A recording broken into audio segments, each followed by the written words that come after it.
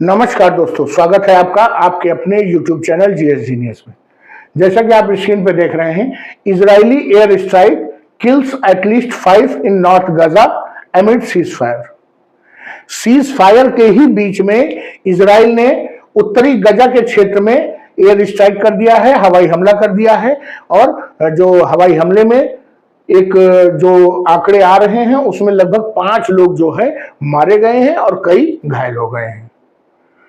अभी तक मित्रों ये सूचना आ रही थी कि सब कुछ स्मूथली जा रहा है और जो हॉस्टेज बनाम जो प्रिजनर्स हैं उनका जो अदला बदली हो रही थी वो बहुत स्मूथली हो रही थी। लेकिन कुछ तो ऐसा हुआ जिसके कारण इजराइल ने दोबारा जो है हमला कर दिया है। क्या है पूरा मामला, क्यों इजराइल ने यह हमला किया, जो हमास है उसका क्या रिएक्शन है, पूरे विश्व के अन्य देशों ने क्या रिएक्शन दिया है, इन सब चीजों को इस वीडियो में हम डिटेल में समझने का प्रयास करेंगे। लेकिन इससे पहले कि हम अपना वीडियो शुरू करें, आपसे हमारी रिक्वेस्ट है कि हमारे चैनल को सब्सक्राइब कर लीजिए, क्योंकि हमारे चैनल पर इसी प्रकार की आपके आसपास की, आपके इंटरेस्ट की जो खबरें हैं उनको छोटे छोटे वीडियो के माध्यम से प्रस्तुत किया जाता है। तो चलिए मित्रों देखते हैं। ये है इजराइल के प्रधानमंत्री बेंजामिन नेतन्याहू। एक लंबे समय से युद्ध में लगे हुए हैं और जो यूएस के सहयोग से, यूएस, सऊदी, कतर, इन सब के सहयोग से ये हमास के साथ इन्होंने सीज फायर भी किया। और जबकि सीज फायर की शर्तों के अनुसार इन्हीं को सबसे ज्यादा नुकसान हुआ, उसके बावजूद ये सीज फायर पर लंबे समय से जैसे जैसे जो पहले तय हुआ था उस हिसाब से कैदियों को छोड़ रहे थे। और जो first phase of cease fire था वो लगभग समाप्त होने को था। लेकिन कुछ ऐसी घटना घटी जिसके कारण इन्होंने एयर स्ट्राइक किया और ये जो सीज फायर है वो लगभग टूटने की कगार पर आ गया है। तो चलिए मित्रों देखते हैं। जनवरी 19 को जो सीज फायर एग्रीमेंट है हमास और इजराइल के बीच में ये शुरू हुआ था। लेकिन इजराइल ने एक बार फिर से उत्तरी गाजा के क्षेत्र में, ये उत्तरी गाजा वही क्षेत्र है जहां से इजराइल ने सबको मार के भगा के दक्षिण गाजा भेजा था और फिर उत्तरी गाजा के क्षेत्र की पूरी सफाई की थी। यहां तक कि जो आर्मी है वो भी उत्तरी गाजा में उसने भी मूवमेंट किया था और चुन चुन के जो ठिकाने हैं उनको नष्ट किया था। उसी क्षेत्र में दोबारा जो है इजराइल ने एयर स्ट्राइक किया है और इस एयर स्ट्राइक में लगभग 5 लोग, जो सूचना आ रही है 5 लोग मारे गए हैं। और ये घटना है 15 मार्च 2025 की। कुछ सोर्सेज हैं वो ये कह रहे हैं कि 5 नहीं, कम से कम दर्जन भर लोग जो है इस हवाई हमले में मारे गए हैं।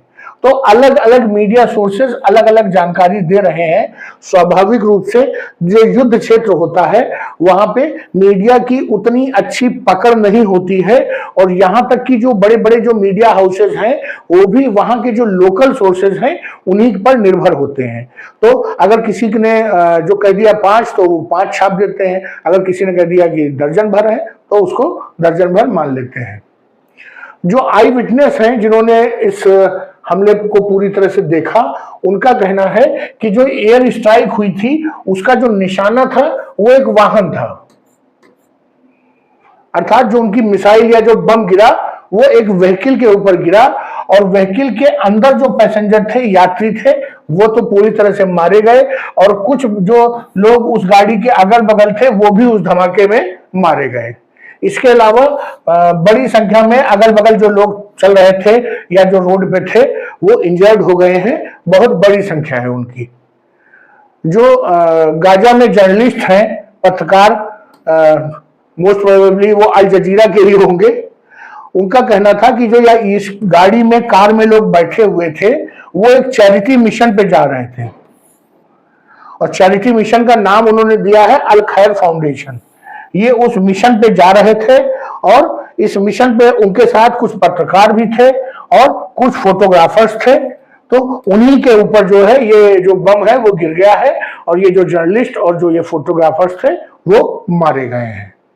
स्वाभाविक रूप से इन सब चीजों पे बहुत ज्यादा विश्वास नहीं किया जा सकता जब तक सब चीजें क्लियर, फाइनल ना आ जाए, क्योंकि हर व्यक्ति अपना ही बचाव करता है, चाहे उसमें कोई कुख्यात दुर्दांत आतंकवादी बैठा हो। लेकिन जो गजा के सोर्सेज हैं वो ये कहेंगे कि उसमें तो फोटोग्राफर्स और जर्नलिस्ट और पैरामेडिक्स बैठे हुए थे और उनके ऊपर हमला कर दिया। जो हमास के ऑफिशियल्स हैं वो इससे दुखी हो गए हैं जो ये हमला हुआ है। उनको लगता है कि ये अब सीज फायर हो नहीं पाएगा। तो हमास ने कहा है कि वो अपसेट हैं और वो समझ नहीं पा रहे हैं कि अब क्या रिएक्ट करें। इजराइल ने भी इस हमले के बाद तुरंत कोई कमेंट्स करने से मना कर दिया है। कुछ जो अपुष्ट सोर्सेज हैं, जो अपुष्ट सूत्र हैं, उनका कहना है कि इजराइल फोर्सेस को इंटरवीन करना पड़ा, क्योंकि इजरायली फोर्सेस को यह सूचना मिली कि ये जो वाहन में बैठे हुए लोग हैं ये पॉसिबली टेररिस्ट अटैक करने जा रहे हैं। किनके ऊपर? उनकी जो सेना वहां आसपास जो काम कर रही है इजराइल की, उनके ऊपर एक पॉसिबल थ्रेट है अटैक का। ये सूचना उनको इनपुट मिला था, इसी के आधार पर उन्होंने वाहन को उड़ा दिया है। सही से नहीं कह सकते कि उसमें वाहन में जर्नलिस्ट बैठे थे या टेररिस्ट बैठे थे। और युद्ध क्षेत्र में अगर कोई भी इस प्रकार का इनपुट मिलेगा तो स्वाभाविक रूप से जो दूसरी सेना है उसके पास रिएक्ट करने के लिए यही जवाब होगा।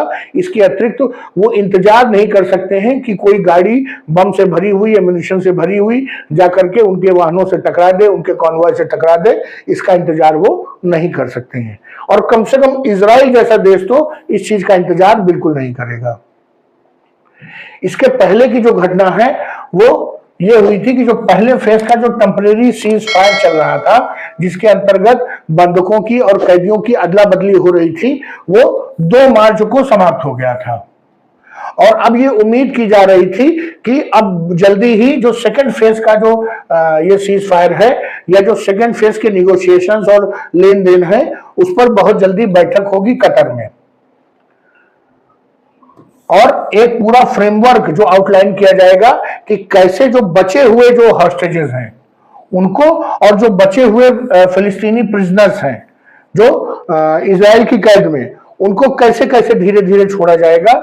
इन सब चीजों को आउटलाइन किया जाएगा। और ये आउटलाइन किया जाएगा कि कैसे जो सेकंड फेज का सीजफायर है उसको कैसे इंप्लीमेंट किया जाए। ये उम्मीद कर रहे थे विश्व के एक्सपर्ट्स, लेकिन उसके बीच ही में आपने देखा कि ये जो है बमबारी हो गई। हमास का कहना है कि जो सेकंड फेज की जो ये सीजफायर की डील होनी है, इजराइल उस पर कोई रिस्पॉन्ड नहीं दे रहा है। वो ये बता नहीं रहा है कि वो टेबल पर कब बैठेंगे, कब समझौते के लिए, बातचीत के लिए आएंगे। क्योंकि जो दूसरा फेज बैठक का होना है उसमें फाइनली ये डिसाइड होगा कि जो ये युद्ध चल रहा है इसको पूरी तरीके से कैसे समाप्त किया जाए। हमास स्वाभाविक रूप से चाहता है कि ये फाइनल वार रुक जाए। और इजराइल ये सोचता है कि जो पहले फेज में उसका जो नुकसान हुआ है, इतनी बड़ी संख्या में उसे कैदी छोड़ना पड़ा है। और हमास ने भी कई बार कैदियों की संख्या बदली, कैदियों की जो सूची थी, जो लिस्ट थी, प्रायोरिटी ऑर्डर्स बदले। इन सब चीजों को लेकर के इजराइल को लगता है कि उनका नुकसान हुआ है, तो वो ये चाहते हैं कि वो कैसे भी पहले नुकसान को पूरा कर ले। हमास का कहना है कि वो एक उनके पास अमेरिकन इजराइल डुअल नेशनल का जो व्यक्ति है, बंधक, वो उसको छोड़ना चाहते हैं पहले ही, as a gesture, as a goodwill gesture वो पहले छोड़ देना चाहते हैं, जिससे कि इजराइल को लगे कि हाँ, हमास वास्तव में लोगों को छोड़ने के मूड में है और वो टेबल पर आ जाए। इसके अतिरिक्त जो इजराइल का एक सैनिक है 21 साल का, उसको भी वो छोड़ने को तैयार है। बातचीत के पहले ही वो छोड़ने को तैयार है, लेकिन वो चाहते हैं कि इजराइल बैठक के लिए आए और सेकेंड फेज की बातचीत शुरू करे। इजराइल का कहना है कि वो जो है फर्स्ट फेज का जो टेम्परेरी सीज फायर है उसको कुछ दिनों के लिए और बढ़ाना चाहते हैं, अर्थात वो अभी सेकेंड फेज में नहीं जाना चाहते हैं। और उसका कारण है कि एक प्रपोजल जो है वो यूएसए की तरफ से आया है कि अभी सेकेंड फेज का जो सीज फायर है उसे मत करना, अभी फर्स्ट फेज का सीज फायर युद्ध विराम ही जारी रहने दो।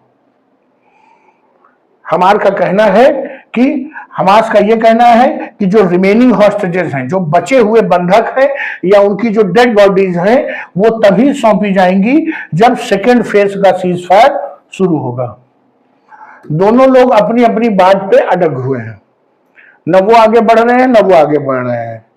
जो पूरे विश्व में जो इस प्रकार की जो गतिविधियां हैं, सीज फायर, युद्ध, इसके जो एक्सपर्ट्स हैं उनका कहना है कि जैसा कि बाहर से लग रहा था कि सब कुछ बहुत स्मूथली हो रहा है, जैसे जैसे प्लान हुआ था वैसे ही हो रहा है, उतना स्मूथली हो नहीं रहा है। हमास और इजराइल के बीच में जैसी उम्मीद की जा रही थी उतनी आसानी से सब कुछ नहीं हो रहा है, कुछ तो गड़बड़ है, ये एक्सपर्ट्स का कहना है। किस तरफ से गड़बड़ी हो रही है ये कोई भी बोलने को तैयार नहीं है। लेकिन चूंकि इजराइल ने एक ऐसा वो मूव लिया है जिसके कारण ऐसा लग रहा है कि हमास की ओर से ही कुछ न कुछ गड़बड़ हो रहा है, या तो वहां पर टेररिस्ट का मूवमेंट फिर से शुरू हो गया है, या तो अब इजराइल को यह लगता है कि इनके पास अब ज्यादा बंधक नहीं है, या उनके पास अब शव देने के अलावा जो बंधकों के शव के अतिरिक्त कुछ नहीं है। कुछ न कुछ तो ऐसा है जिसके कारण अब ये बातचीत यहीं पर एक गतिरोध लग गया है। अब इसमें दोबारा जरूरत है कि जो मध्यस्थ पहले लगे हुए थे जैसे कि यूनाइटेड स्टेट्स, सऊदी अरब या कतर, वो दोबारा आगे आवे और एक्टिवली इसमें दोनों पक्षों को साथ बैठा करके आगे की बातचीत करावें। तो चलिए मित्रों, आने वाले दिनों में इसमें जो भी डेवलपमेंट होगा मैं आपके समक्ष उसे प्रस्तुत करूंगा। यहीं पर अपने वीडियो को समाप्त करता हूं। अगर आपको हमारा प्रेजेंटेशन अच्छा लगा हो तो वीडियो को लाइक करिए, चैनल को सब्सक्राइब करिए। धन्यवाद।